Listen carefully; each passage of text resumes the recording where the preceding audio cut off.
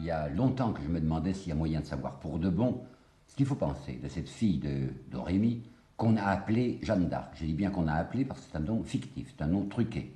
De son temps, personne ne l'appelait Jeanne d'Arc, et même si on l'avait appelée Jeanne d'Arc, elle n'avait pas compris de quoi il s'agit.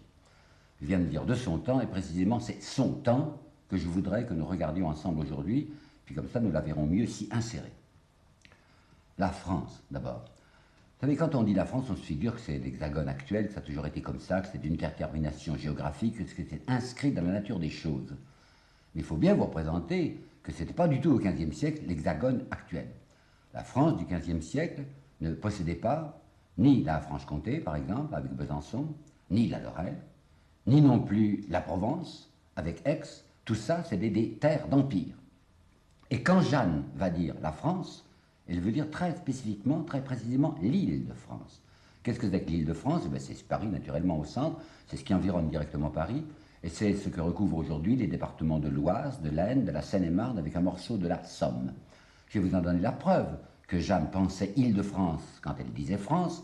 C'est que non seulement lorsqu'elle va quitter son petit coin de Domrémy, elle va dire « je vais venir en France », on peut encore admettre, puisque c'était une espèce de ville frontière, mais même quand le roi, à la fin de l'année 1429, va vouloir l'envoyer au siège de La Charité-sur-Loire, qui est sur la Loire supérieure, elle va dire « oh, moi, j'aurais bien préféré aller en France ». Ben, aujourd'hui, on n'aurait pas l'idée de supposer que La Charité-sur-Loire n'est pas en France. Pour elle, ce n'était pas en France. Mâcon, qui est ma ville natale, c'était à ce moment-là une ville frontière.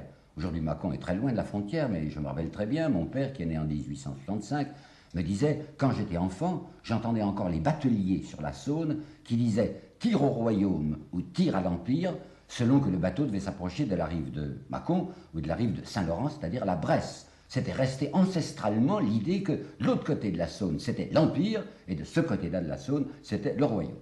Donc, premier point, la France est une assez petite chose qui n'a que peu de rapport avec la situation contemporaine. Le gros drame du roi de France, c'est-à-dire les Capétiens c'est une tribu aux dents longues qui se sont arrondis, qui non seulement sont sortis de l'île de France, mais ont annexé plus ou moins, surtout par des mariages, l'Artois, la Normandie, la Bretagne, la Guyenne, au centre le Berry et l'Auvergne, à l'est le Dauphiné et la Bourgogne.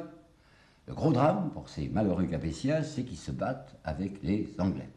Quand Jeanne va surgir en 1428, il y a exactement 100 ans, c'est en 1328 que la bagarre avait commencé avec les Anglais. Pourquoi donc? Voilà ce qui s'était produit. Le roi de France, Philippe le Bel, avait eu plusieurs fils, mais ses fils étaient morts rapidement, si bien qu'à la mort du dernier fils qui n'avait pas d'héritier mâle, c'est un neveu qui va prendre la couronne de France sous le nom de Philippe VI. Seulement, il y a quelqu'un d'autre qui va protester à ce moment-là. Quoi donc? Le roi Philippe le Bel avait donné une de ses filles en mariage au roi d'Angleterre, Édouard II. Ce roi d'Angleterre, ayant épousé une fille française, avait eu un enfant qui était maintenant le roi d'Angleterre, qui s'appelait Édouard III. Alors quand Édouard III prend le pouvoir en Angleterre, il est roi d'Angleterre, mais il est en même temps le petit-fils du roi de France, Philippe le Bel. Et comme la couronne de France appartient, paraît-il, à un neveu qui s'appelle Philippe VI, il revendique. Et il dit, pardon, un petit-fils a certainement plus de droit à la couronne de France qu'un neveu qui s'appelle Philippe VI. Je me proclame, disait le roi d'Angleterre, je me proclame roi de France et d'Angleterre.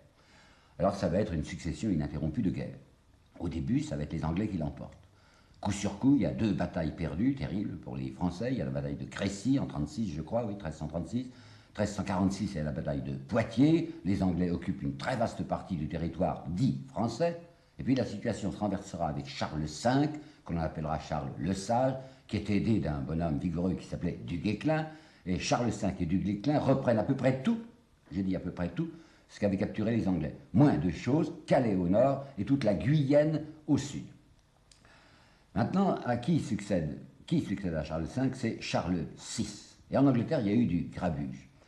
Le roi Richard II, qui était petit-fils d'Édouard III et qui avait la couronne anglaise, est en but à l'hostilité déclarée d'un de ses cousins, qui est de la famille Lancastre, et ce cousin le renverse, le malheureux Richard II, et prend le pouvoir à sa place sous le nom de Henri IV.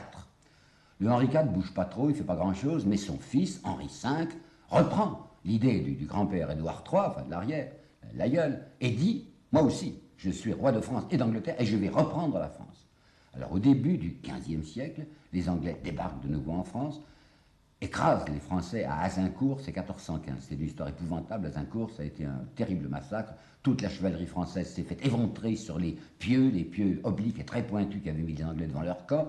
Ne réfléchissant pas, les cavaliers français se précipitent là-dessus, les chevaux sont éventrés, et c'est un véritable désastre. 1415. Mais en 1420, les Anglais réalisent un coup fumant, grâce au roi Charles VI d'une part, qui est devenu fou depuis 92, et grâce aussi à la femme de Charles VI, qui s'appelait Isabeau de Bavière. Et en 1420, dans la ville de Troyes, un traité absolument solennel, légal, est signé. Le roi Charles VI met sa signature avec les Anglais, avec le roi Henri V. Il donne, lui, Charles VI, il donne une de ses filles au roi d'Angleterre, Henri V, et il est carrément d'accord pour que le soi-disant dauphin, comme il va dire, c'est-à-dire son propre fils, Charles VII, ne lui succède pas. Et celui qui lui succédera sur le trône, c'est l'enfant mâle dont on espère qu'il va naître de cette conjonction franco-anglaise, c'est-à-dire de la fille française de Charles VI et du roi d'Angleterre, Henri V. Et en effet, l'année suivante, 1421, il y a bien un petit enfant qui naît, c'est Henri VI. Mais bien entendu que le lésé, le paumé, le petit comte de Ponthieu, c'est-à-dire le futur Charles VII, ne marche pas. Il proteste, il surbiffe. Et quand son père meurt en 1422, il déclare « C'est moi le vrai successeur, c'est moi, je m'appelle maintenant Charles VII ». Par conséquent, à ce moment-là, il y a deux rois en France. Il y a un roi que je puis dire légal, puisqu'il y a un traité signé par le roi de France. Roi de France et d'Angleterre, Henri VI, tout petit, il a quelques mois, c'est un bébé. Bon, il y aura un régent Bedford. Puis d'autre part, il y a le roi de France, qui est purement français, celui-là, et qui s'appelle Charles VII. La différence entre les deux, c'est que le petit bébé Henri VI, il possède Paris et une grande partie de la France, et que le pauvre petit roi Charles VII, il a beau se proclamer roi, il n'est que roi de Bourges, il est là qui navigue entre divers châteaux, à Mehun-sur-Yèvre, à Château-Chinon, à Loches, et il a un tout petit territoire.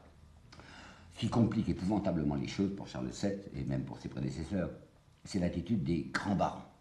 Quand je vous ai dit tout à l'heure que les Capétiens s'étaient arrondis, ils avaient créé autour d'eux un certain nombre de grandes provinces. On avait mis là des ducs, des comtes, des barons, et qui représentaient le roi, si vous voulez, c'était les vassaux. Mais c'était tout ça théorique, et en réalité c'était une anarchie permanente. Parce que ces fameux vassaux, ils ne pensaient qu'à eux-mêmes, travaillaient dans leur particularisme local, et se révoltaient carrément contre le roi lorsque leur intérêt les y poussait. C'est ainsi qu'on avait vu le duc de Bretagne en 1425 se rapprocher du roi de France, et en 1427 passer du côté des Anglais. Mais le gros morceau, c'était la Bourgogne. Pourquoi donc? Parce que le premier duc de Bourgogne, qui s'appelait Philippe, il avait réalisé une très belle opération, on l'appellera Philippe le Hardi, et il avait épousé une fille de Flandre, si bien qu'il avait maintenant deux très grands territoires sous la domination. Il avait la Bourgogne, avec Dijon pour capitale, et il avait la Flandre, avec Bruges pour capitale. Alors il se considérait comme un seigneur d'une extrême importance, se faisait même appeler le grand-duc d'Occident, et était un rebelle de choix, un rebelle particulier. Il détestait particulièrement la branche des Orléans. Pourquoi? Parce que les Orléans auraient voulu, eux, s'agrandir du côté du Luxembourg, et que ça le gênait terriblement s'il y avait une grande puissance, un grand pouvoir entre les deux morceaux de ces États. La Flandre d'un côté, la Bourgogne de l'autre, le Luxembourg l'est abominablement gêné. Alors le fils de Philippe le Hardi, pour régler la question, avait tout simplement fait assassiner, en 1407, Louis d'Orléans. On va dire dans l'histoire que Orléans égale Armagnac. On va les appeler les Armagnacs. Et du temps de Jeanne, le mot Armagnac est presque l'équivalent du mot français. Pourquoi est-ce qu'on appelle les Orléans Armagnac? Parce que le fils de l'assassiné Louis d'Orléans, qui s'appelait donc Charles d'Orléans et qui était le duc d'Orléans, avait épousé la fille du comte d'Armagnac. Alors les Orléans deviennent les Armagnacs. Et on croit encore aujourd'hui qu'Armagnac égale français, vous dis-je. Mais en fait, ça ne s'était pas du tout passé comme ça, parce qu'en 1412, par exemple, on avait vu une idylle se créer entre les Bourguignons et les Orléans. En 1412, on avait même assisté à cette chose assez ridicule et peut-être un peu monstrueuse, que sur le même cheval, à califorchon sur le même cheval, et s'étreignant fraternellement, il y avait l'assassin, Jean sans peur, et le fils de l'assassiné, Charles d'Orléans. Cette idylle n'avait pas duré longtemps, du reste elle s'était accomplie sur le dos du roi de France, puisque, pour apaiser les Anglais, ces deux messieurs, l'Orléans et le Bourguignon, avaient donné toute autorisation aux troupes anglaises qui voulaient rejoindre la Guyenne de ravager, de piller, de rançonner au passage deux provinces françaises qui s'appelaient la Saintonge et le Périgord. Le Jean sans peur de Bourgogne, il est très attentif à ce qui se passe du côté de l'Angleterre, parce que économiquement, sa Flandre dépend de l'Angleterre. La richesse de la Flandre, c'est tisser les laines anglaises. On les tisse à Gand, on les tisse à Ypres, on les tisse à Bruges, si bien qu'en 1418, poussé en douce par les Anglais, Jean sans peur va s'emparer de force de Paris. Paris devient anglo-bourguignon depuis 1418. Et il y a eu Azincourt, n'est-ce pas, qui lui montre que la France n'est pas en état de se défendre. Et en 1420, à propos de ce traité de Troyes dont je vous ai parlé, Philippe, le successeur de Jean sans peur, Philippe le Bon, comme on l'appelle maintenant, Philippe le Bon va pousser le plus possible les Anglais à faire ce traité avec la France, pousser le plus possible Charles VI à laisser tomber son petit dauphin Charles VII, parce que lui-même, Philippe le Bon, devient gendre du roi d'Angleterre. Il devient beau-frère du roi d'Angleterre. Par conséquent, à ce moment-là, tout son intérêt est de soutenir son neveu, c'est-à-dire le petit bébé Henri VI, contre son cousin qui s'appelle Charles VII. Tout ça doit faire dans votre esprit une espèce de papillotement, tous ces noms propres qui ne disent rien, qui sont très loin de nous. Alors je voudrais que vous puissiez retenir au moins 2 ou 3 idées, mettons 3 idées. Première idée, l'unité française, l'unité nationale, ce qu'on appelle la patrie française. C'est une chose qui n'existe absolument pas au XVe siècle. Ça viendra au moment de la Révolution française. Mais à ce moment-là, rien qui puisse même y ressembler de loin. D'autre part, faites attention aussi au fait que si les Anglais occupent une grande partie du territoire français, rien ne ressemble non plus à l'occupation que nous avons connue, nous, les Français, entre 1940 et 1944. Et quand on parle de résistance, c'est vraiment par un abus de mots. L'occupation anglaise est extrêmement diffuse. Les Anglais, ils ont comme tout le monde des mercenaires. Alors ils mettent dans certaines villes des garnisons, mais il y a d'immenses territoires qui sont du no man's land. Et puis, d'autre part, les gens ne sont pas tellement hostiles aux Anglais. Oui, c'est pas agréable d'avoir chez soi des gens qui ne parlent pas la langue. On les appelle parfois les godons, à cause de leur interjection goddam. On les appelle les coués. Coués, ça veut dire garnis de queues. Parce qu'il paraît que les diables ont des queues, alors les Anglais étant des méchants, ils ont des queues comme les diables. Alors ce sont les coués. Je sais que dans l'île de France proprement dit, on parle de Français reniés. Les Français reniés sont ceux qui sont passés du côté des Anglais. Il y en a un dont les gens parlent beaucoup, et je tiens à souligner son nom parce qu'il va apparaître dans notre histoire, c'est l'évêque de Beauvais, qui s'appelle Cochon, Monseigneur Cochon. Il a tellement bien flatté les Anglais qu'il est même arrivé à être membre du Conseil royal d'Angleterre pour la France. Mais de résistance proprement dite, comme nous l'avons connu récemment en France, rien qui y ressemble. En Guyenne même, les Anglais sont très solidement implantés. Les belles familles, les grandes familles ont des alliances avec les Anglais, on fait du commerce avec les vins entre la France et l'Angleterre, c'est excellent. Et ce sont des milices bordelaises qui, spontanément, vont remettre aux Anglais contre les forces de Charles VII les villes de Bazas et les villes de l'Aréole. Quant à la Normandie, il y a en effet ce qu'on pourrait appeler une apparence de résistance. En réalité, ce sont surtout des bandes, enfin des types qui essayent de faire des coups de main contre les convois anglais. Et je vais vous citer, en m'en excusant, le mot que les gens prononcent à l'égard de ces bandits. On les appelle la merdaille. Alors, vous voyez, pas de sentiment national et pratiquement pas de résistance. Deuxième idée.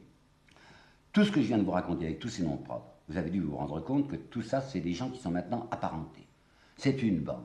Ce que l'on appelle la guerre de 100 ans, c'est en réalité une bagarre d'ayant droit. C'est une rixe entre héritiers.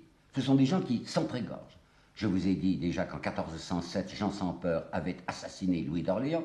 En 1419, Charles VII fera assassiner, point d'interrogation, c'est pas sûr que c'est lui qui l'ait fait, fera assassiner Jean sans peur. Toujours est-il qu'en 1419, il y avait eu une entrevue entre Charles VII d'une part, Jean sans peur d'autre part, au pont de Montereau, et qu'à la fin de l'entrevue, le Jean sans peur, il est tombé tout à coup sous un coup d'épée que donnait un des hommes de Charles VII. Mais vous savez, ces familiarités un peu brusques entre gens de la même famille, c'était l'usage normal dans les familles régnantes de l'époque. Tout à l'heure, je vous parlais de Richard II qui avait été détrôné par son cousin, mais le cousin Lancastre, il ne s'était pas borné à détrôner Richard II, il l'avait enfermé dans la tour du Temple à Londres et il l'avait fait égorger. Un des fils de Philippe le Bel, qui s'appelait Louis X, que l'histoire appelle Louis X le Hutin, il avait tranquillement fait égorger sa femme. Ça se passait comme ça aussi en Allemagne. Le pauvre Wenceslas va voir prendre sa place par un Louis de Bavière. En Castille, il y a un Henri de Transtamare qui va tuer de sa propre main son frère Pierre. À Naples, il y a Jeanne de Naples qui fait tuer son mari en attendant qu'elle soit tuée elle-même par son neveu. Alors vous vous rendez compte que ces nobles familles royales, c'est une bande de truands, c'est un milieu. Seulement comme ils sont au-dessus des lois, personne ne les ennuie. Et la troisième idée que je veux souligner, c'est que ces gens qui se battent, je vous le dis, des bagarres d'ayant droit, enfin rixes d'héritiers, pourquoi se battent-ils? Ils se battent pour des provinces. Une province, c'est un territoire peuplé. Ils veulent l'exploitation des gens qui sont sur ce territoire. Alors qui est-ce qui déguste réellement dans cette bagarre? Mais ce sont les populations, ce sont les habitants, ce sont les paysans. Ils sont, comme on dit, sur le théâtre des opérations, mais ils ne sont pas simplement spectateurs, ils sont victimes de ces opérations. Et comme dans les répits, quand on ne se bat pas, et on se bat à coups de mercenaires simplement, quand on ne se bat pas, il y a des groupes qu'on appelle les routiers. Nous dirions aujourd'hui, si vous voulez, des affreux. C'est-à-dire des groupes qui sont disponibles pour qui les paie. Et autant les mercenaires que les routiers vivent sur l'habitant. Les routiers sont spécialistes de ce qu'on appellera la chauffe, ou plus modernement le kidnapping. La chauffe, ça veut dire quand ils arrivaient dans un village et qu'ils voulaient se faire indiquer l'endroit où les paysans avaient caché le bétail pour essayer de le tuer et de le manger, les paysans récalcitrants qui ne voulaient pas dire ni où était le bétail, ni où était caché leur petit magot, ben on leur chauffait la plante des pieds, ou bien on leur prenait leur enfant, kidnapping, jusqu'à ce qu'ils se résignent à indiquer la cachette du bétail et la cachette du petit magot. Voilà la situation terrible et infernale qui est celle des populations françaises depuis à peu près 100 ans quand Jeanne apparaît. Elle apparaît en 1428 et quelle est la situation réelle du pauvre Charles VII? Ben, il est minable. Je vous ai dit qu'il a un tout petit territoire, et dans ce petit territoire et dans sa petite mini-cour de Bourges, il y a des drames permanents, il y a une valse de favoris, et pour que les favoris puissent arriver à être favoris, ben, ils s'entretuent les uns les autres, Giac, et puis Le Camus, et puis La Trémoille, et puis il y a une femme très importante, à qui l'histoire n'a pas donné la place qu'elle mérite, c'est la belle-mère du roi. Elle s'appelle Yolande d'Aragon, Yolande de Castille. Elle a fait épouser au roi Charles VII sa fille Marie d'Anjou, et elle tripote tout le temps dans les affaires politiques. Les deux grosses sangsues du royaume à ce moment-là, c'est La Trémoille d'une part, qui est une espèce de futaille rubiconde, et d'autre part un évêque pour rire, enfin l'archevêque de Reims, qui s'appelait Regnault de Chartres. Ce sont des usuriers qui vivent sur le dos du roi. En 1428, les Anglais semblent décider à en finir avec le roi Charles VII. Ils envoient une puissante expédition militaire sous Salisbury contre Orléans, et si jamais Orléans est pris, vous allez voir ce qui va se passer, c'est le déferlement des Anglais sur le centre et le sud de la France, et le pauvre roi Charles VII, il va être obligé de se réfugier soit en Dauphiné, le plus loin possible des Anglais, soit en Écosse, parce qu'il a déjà et d'avance marié son fils, le futur Louis XI, avec une fille d'Écosse. Mais la belle-mère Yolande d'Aragon, qui est une forte femme, enfin une maîtresse femme, dit les Anglais, ils n'ont pas encore pris Orléans. Ils ne l'ont pas encore, ils vont voir ce qu'ils vont voir. Et l'Église dans tout ça, il est tout de même intéressant de savoir comment ça se passait, parce que quand on dit Jeanne d'Arc, les idées religieuses y sont étroitement mêlées. Alors il y a une légende que vous connaissez, c'est encore le Moyen-Âge, par conséquent c'est le temps de la chrétienté, une foi générale, et puis il y a le pape qui a son autorité spirituelle et qui confère l'autorité temporelle au roi. Tout ça, ça serait une idylle, vous vous doutez bien que c'est pas vrai. En réalité, il y avait tout le temps des disputes entre les souverains et le pape. Parce que les souverains se battent pour avoir une autorité sur le pape, pour bénéficier de son prestige spirituel, et qu'à l'intérieur de chaque nation, il y a des bagarres constantes entre le pouvoir du Saint-Siège et le pouvoir temporel sur les questions de bénéfice. Bénéfice, c'est un mot au XVe siècle et au-delà qui a une importance capitale. Qu'est-ce que ça voulait dire? Bénéfice, c'est les revenus, le fric, les revenus que rapportent les grandes abbayes, les grands prieurés, les cathédrales, les canonicats. Comme ça représente de l'argent, vous imaginez que tout le monde se bat. Alors, le pape veut se réserver la collation de la plupart des bénéfices, et les souverains, qu'il s'agisse de l'empereur d'Allemagne ou du roi de France ou du roi d'Angleterre, veulent aussi se réserver la collation de ces bénéfices. Alors on s'entremange. C'est Philippe le Bel, le premier, le roi de France Philippe le Bel, qui a jeté le masque du faux respect à l'égard du pape, et qui avait envoyé en 1303 son maréchal, qui s'appelait Nogaret, auprès du pape qui s'appelait Boniface VIII, et il avait chargé carrément Nogaret d'arrêter le pape, comme plus tard fera Bonaparte avec le malheureux pape Pie VII. Nogaret s'était contenté de donner une gifle au pape, ce qui est tout de même inouï, il n'en avait jamais vu la figure auguste de sa sainteté recevoir une gifle, et on aurait pu croire qu'un pareil sacrilège allait tourner mal pour les Français. Eh bien pas du tout. Ça avait donné une grande docilité au pape, et on va voir venir les papes à la suite de cela, quittant Rome, s'établir en Avignon. En Avignon, c'est-à-dire sous la patte, sous le contrôle du roi de France. Ça ne fait pas plaisir, vous vous doutez, à l'empereur d'Allemagne et au roi d'Angleterre. Et ça va tout de même durer 70 ans, avec une succession de papes français, ce qu'on n'avait jamais vu. Des papes qui s'appellent Roger, qui s'appellent Fournier, qui s'appellent Aubert, qui s'appellent Grimaud. Et ces papes, comme font les papes, ils nomment des cardinaux. Ils vont nommer 134 cardinaux pendant les 70 ans que ça va durer. Et sur 134 cardinaux, il y aura 113 cardinaux français, contre 13 cardinaux italiens, et pas un seul cardinal allemand. Alors vous imaginez les protestations, enfin les haines qui se produisent partout ailleurs. Et voilà que le dernier de ces papes, qui s'appelait Grégoire XI, poussé du reste par Sainte Catherine de Sienne, décide de plaquer Avignon, où ils avaient mauvaise réputation, où ils avaient établi une fiscalité épouvantable. Enfin, ils essayaient de faire de l'argent partout, beaucoup en France du reste, pour compenser le fait qu'ils n'étaient plus à Rome et qu'ils ne tireraient plus de revenus de leurs États romains. Alors le Grégoire XVI revient à Rome. Nous sommes en 1377. Il n'y dure Grégoire XI. 77. Il ne dure pas longtemps, dès 78, il meurt. Alors attention, qu'est-ce qui va se passer pour sa succession? Les Romains, depuis 70 ans, étaient furieux de ne plus avoir leur pape à leur disposition. Alors il y avait un slogan qui était répandu, un slogan tout de même assez curieux, le Christ est romain.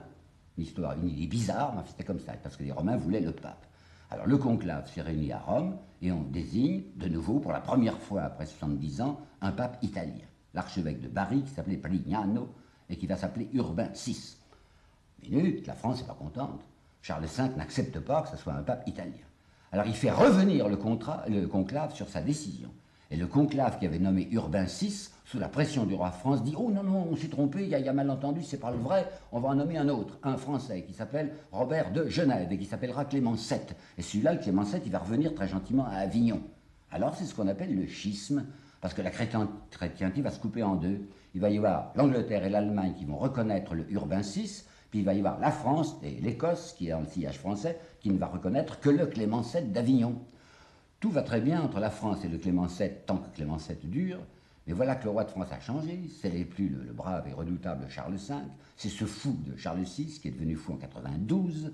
Alors comme le Clément VII meurt en 94, les cardinaux d'Avignon ne nomment pas, c'est insensé, ne nomment pas un Français pour lui succéder, ils vont nommer un Espagnol qui s'appelle Pierre de Luna et qui va prendre le titre de Benoît XIII. Alors ça ne marche plus du tout entre la France et ce pape, puisqu'il n'est plus français, qu'il est espagnol. Et il y aura un super schisme. Il y a déjà le schisme que vous avez vu, entre d'un côté le pape de Rome et de l'autre côté le pape d'Avignon, mais maintenant la France elle-même ne veut plus du pape d'Avignon. Et elle va pratiquer ce qu'elle appellera le refus d'obédience. Refus d'obédience, ça veut dire tout simplement refus d'obéissance. Ça veut dire on ne te reconnaît pas comme pape et on ne te donne pas l'argent sur lequel tu comptes. Notez que le roi continue à percevoir les droits ecclésiastiques, seulement il les garde pour lui. Pendant 4 ou 5 ans, les Français n'auront pas de pape. Là, il y a un malin, un napolitain qui s'appelait Balthazar Cossa, qui dit « je vais arranger tout ça ». Il réunit un concile à Pise, et il se fait nommer, après un petit prédécesseur qui ne compte pas, il se fait nommer lui-même pape. Remarquez que le Balthazar Cossa, il n'était pas prêtre du tout, mais enfin, entre gens de bonne compagnie, vous savez, on s'arrange. En 48 heures, on lui donne les ordres mineurs, les ordres majeurs, ce pape est tout de même un prêtre. Mais les autres ne marchent pas. Vous imaginez pas que le pape de Rome va s'incliner devant le pape de Pise, ni que le Pierre de Luna, qui s'appelle Benoît XIII, va marcher aussi pour s'incliner. Si bien que le résultat, c'est qu'il y a à ce moment-là, non plus seulement 2 papes dans la chrétienté, mais il y a 3 papes. Alors, il y a le pape de Rome, il y a le pape Benoît XIII, qui est le pape d'Avignon, puis il y a le pape Jean XXIII, qui est le pape de Pise. Tout ça s'entre-dévore naturellement. Et comme chacun sait que le Saint-Esprit descend directement sur l'élu du conclave, enfin sur le successeur direct de Saint-Pierre, je me demande vraiment comment la 3e personne de la Sainte Trinité pouvait s'y reconnaître à ce moment-là. C'est vraiment, enfin, de quoi il perd son latin. Le pauvre Saint-Esprit ne savait plus donner du bec, enfin, surtout dans cet entrecroisement à travers le ciel d'anathèmes et d'excommunications qui changeaient les 3 papes rivaux. Alors voilà un groupe de théologiens qui décident qu'ils vont mettre bon ordre à la situation. On va faire un concile, un immense concile écuménique. Il y aura 18 000 ecclésiastiques réunis, rien que ça, 18 000, et ça va se passer à Constance. Ils ne seront pas pressés de faire leur pape. Il s'agit d'obtenir des uns et des autres, des 3 papes rivaux, que tous s'en aillent. On s'arrangera avec le pape de Rome, on va lui donner une bonne situation, il va devenir évêque d'Ancône, mais avec énormément d'argent. Lui, il accepte de démissionner. Le Benoît XIII ne marche absolument pas, qu'on va le destituer de force, il va aller se cacher en Espagne, à Péniscola, qui est une petite presqu'île, là où était le château du Cid. Et il va rester disant « je suis le pape Benoît XIII ». Quant à Jean XXIII, le Jean XXIII de Pise, celui-là on le fourrera en prison, l'empereur d'Allemagne le bloquera, et on n'en parlera plus. Au concile de Constance, ça sera, vous savez, une succession de fêtes et de tournois incroyables. Tous ces cardinaux qui sont là rivalisent de luxe. L'archevêque de Mayence va arriver avec une suite de 500 personnes, secrétaires, conseillers, domestiques, enfin on s'éblouit les uns les autres. À ce moment-là également, il y a une petite histoire en Allemagne, plutôt en Bohème, quoi, qui est désagréable. Il y a un prêtre qui était prêtre, lui qui croyait pour de bon, et qui s'appelait Jean Hus, et qui pense aux conséquences sociales de l'Évangile. Vous pensez, conséquences sociales de l'Évangile, ça fait que l'empereur est extrêmement fâché. Alors on fait venir le Jean Hus à Constance et on le brûle. Le concile de Constance se décidera tout de même en 1417, alors qu'il s'est réuni en 1414, à élire un nouveau pape. Ce pape est en fait le candidat de l'empereur d'Allemagne contre la France, mais la France à ce moment-là, vous savez, il y a eu Azincourt, enfin elle baisse le nez. Martin V, je vous disais il y a un instant que le Balthazar Cossa, qui s'était fait appeler Jean XXIII, il n'était pas prêtre. Mais le Martin V non plus, il n'est pas prêtre du tout. Mais vous savez, on s'arrange à la diable, enfin en tambour battant. En 2 minutes, en 48 heures, le voilà prêtre et il est le pape. ce pape Martin V, il n'osera jamais dire prédécesseur noster. À ce moment-là, l'Église ne dira pas voici les véritables papes. C'est un siècle plus tard qu'on dira les vrais papes, ceux qui étaient les successeurs de Pierre, c'était ceux qui étaient à Rome.